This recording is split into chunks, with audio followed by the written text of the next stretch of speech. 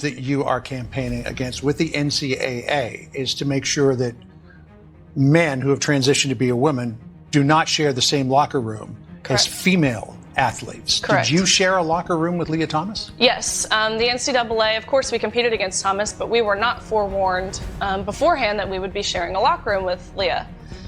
We did not give our consent. They did not ask for our consent, but in that locker room, we turned around and there's a 6'4" biological man dropping his pants and watching us undress, and we're exposed to male genitalia. And so that, because to me, he hasn't had surgery, gender-affirming surgery. Correct, at the time, correct. And so... Nigga, what?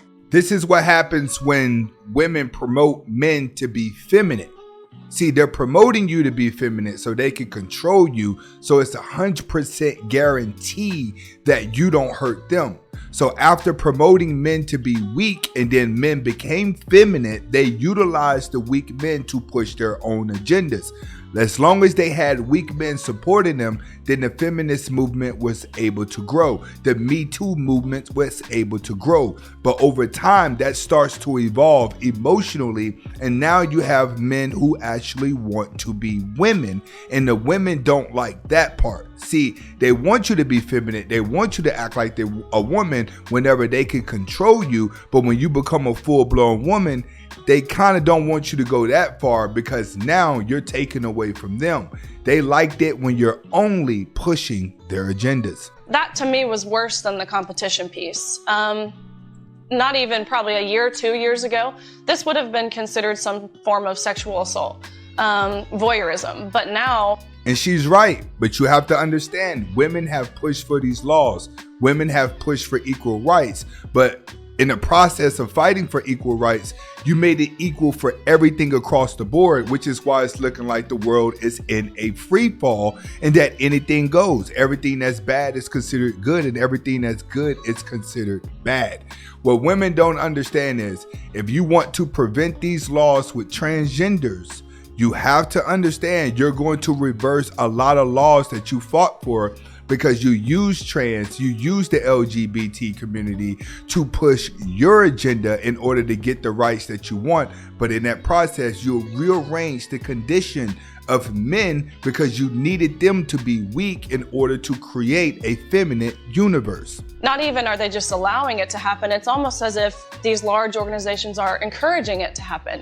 Of course, after our NCAA championships, the NCAA then nominated Thomas for NCAA Woman of the Year.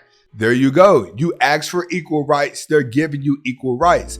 The people behind the scenes are pushing this agenda because this is how they feel inside, which is why they don't call it Hollywood. They call it Hollyweird because those are the people who don't have family, have no connection to average people.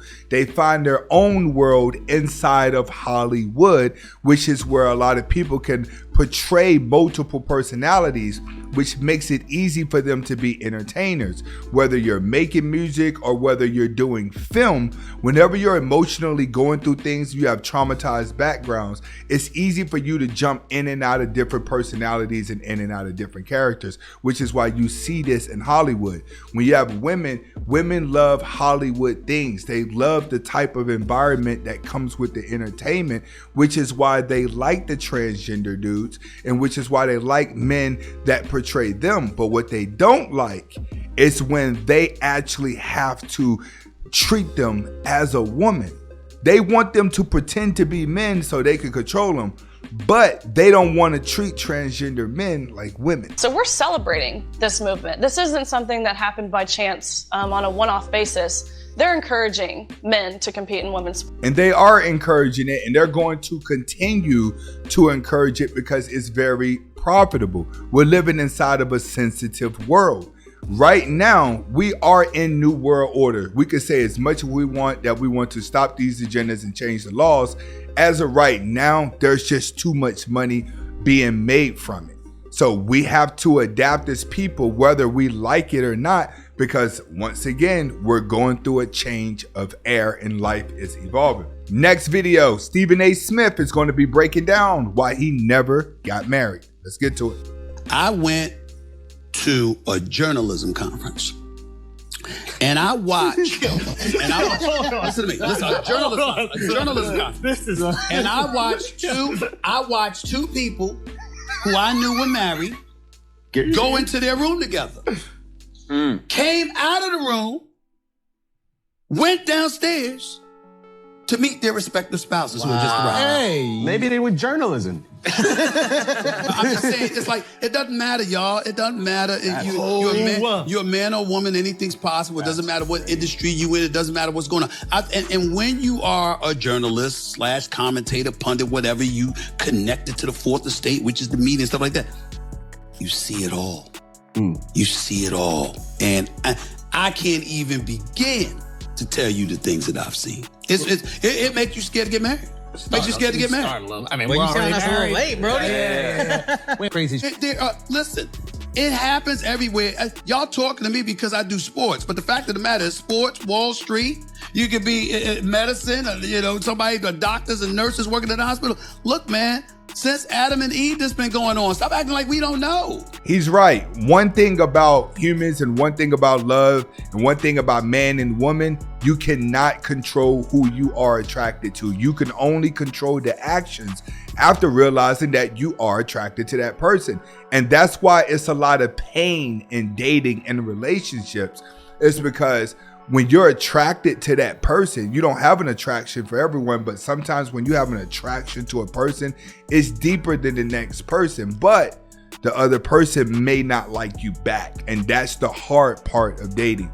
So like he said, cheating comes in all forms, and the higher you go up with money, the more of it that you're going to see, because a lot of those people get married just for face, just to say they married, so they can have business meetings with couples.